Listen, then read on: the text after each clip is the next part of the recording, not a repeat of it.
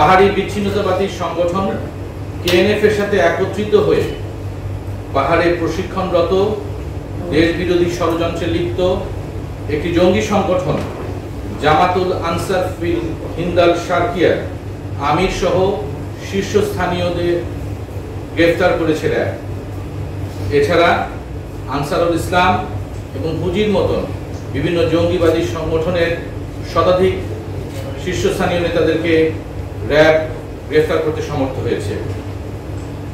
এরই ধারাবাহিকতায় গতকাল র্যাব ফোর্সের সদর দপ্তরের গোয়েন্দা শাখা এবং র্যাব 3-এর একটি আভিযানিক দল ঢাকা এবং নারায়ণগঞ্জের এলাকায় অভিযান চালিয়ে আনসারুল ইসলাম এর একজন প্রধান রিক্রুটার এবং তার সহযোগী সহ 3 জনকে গ্রেফতার করে।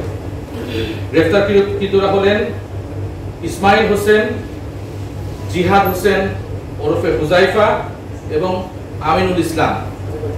গ্রেফতারকৃতদেরকে জিজ্ঞাসাবাদ এবং পরবর্তী অনুসন্ধানে দেখা যায় তাদের কাছে জঙ্গিবাদে উদ্বুদ্ধকরণের জন্য কতগুলো উগ্রবাদী পুস্তিকা ছিল এবং তাদের কাছে মোবাইল জব্দ করা হয়।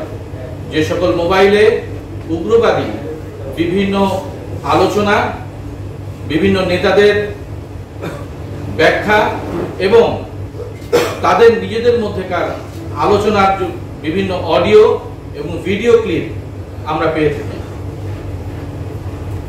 গ্রেফতারকৃতদের আরো জিজ্ঞাসাবাদ এবং অনুসন্ধানে দেখা যায় যে তারা নিষিদ্ধ ঘোষিত একটি জঙ্গি দল আনসারুল ইসলামের সদস্য। র্যাপিড অ্যাকশন ব্যাটালিয়ন এবং অন্যান্য যে সকল আইন শৃঙ্খলা রক্ষাকারী প্রতিষ্ঠান আছে তাদের নিয়মিত অভিযান এবং নজরদারির ফলে আনসারুল ইসলামের নামধারী দাওয়াতি এবং রিক্রুটিং কার্যক্রম বেশ স্তীমিত হয়ে পড়েছে। এ কারণে এই নাম ধারণ করে নতুন সদস্যদের রিক্রুটিং এবং তাদের দাওয়াতি কার্যক্রম পরিচালনা করা বেশ দুঃসাধ্য হয়ে পড়ায় নতুন জঙ্গি সংগঠন শাহাদাত নামের একটি দলকে নামকে বেছে নিয়ে এই শাহাদাত নাম নিয়েই আনসারুল ইসলামের রিক্রুটিং এবং দাওয়াতি কার্যক্রম তারা পরিচালনা করত। অনুসন্ধানে আমরা আরো দেখি যে এই যে প্রধান রিক্রুটার অর্থাৎ ইসমাইল হোসেন, সে হচ্ছে আনসারুল ইসলামের মতাদর্শী এবং আফগানিস্তানে তালেবানদের উত্থানে উদ্বুদ্ধ হয়ে এবং আনসারুল ইসলামের মতাদর্শী হয়ে আল কায়দার মতাদর্শকে সামনে রেখে সে বাংলাদেশে রিক্রুটিং এবং দাওয়াতি কার্যক্রম পরিচালনা করে আসছে। এই যে নতুন গ্রুপটি আমি বলেছি যে শাহাদাত নামের একটি নতুন গ্রুপ, কিন্তু এটা আসলে আনসারুল ইসলামেরই একটি অংশ। আমি বলেছি যে র্যাব এবং অন্যান্য আইন শৃঙ্খলা রক্ষাকারী বাহিনীর ক্রমাগত অভিযান এবং নজরদারির ফলে আনসারুল ইসলাম নাম ধারণ করে এখানে রিক্রুটিং করা এবং তাদের দাওয়াতি কার্যক্রম পরিচালনা করা বেশ দুঃসাধ্য হয়ে পড়েছিল বলে এই নতুন একটি গ্রুপের নামকরণ তারা করেছে, কিন্তু এটি আসলে মূলত আনসারুল ইসলামেরই একটি শাখা। এখন পর্যন্ত জানি যে এই সংগঠনটি আসলে তাদের সদস্য সংখ্যা প্রায় 100 অর্থাৎ 100-র কাছাকাছি। তবে তারা ঢাকা, চট্টগ্রাম এবং সাতক্ষীরা সহ যশোর সহ অন্যান্য এলাকার কর্মী রিক্রুটিং এর একটি কাজ তারা করছিল।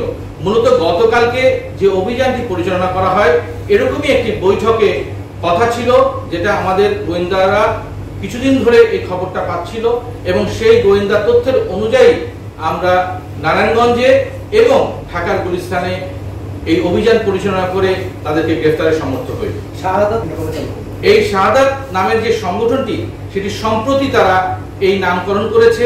আমি বলেছি যে তাদের বিরুদ্ধে তাদের ব্যাপারে আমাদের আরো অধিকতর তদন্তে আমরা বের হয়ে আসবে যে এই যে দলটি এটি কতদূর পর্যন্ত বিস্তৃতি লাভ করেছে এবং কারা কারা এই দলের মধ্যে এখন পর্যন্ত কর্মী হিসাবে নিজেদেরকে রিক্রুট করেছে। আমি বলেছি যে তাদের শারীরিক কসরত এবং বিভিন্ন অস্ত্র সম্বন্ধে তারা আলোচনা করত।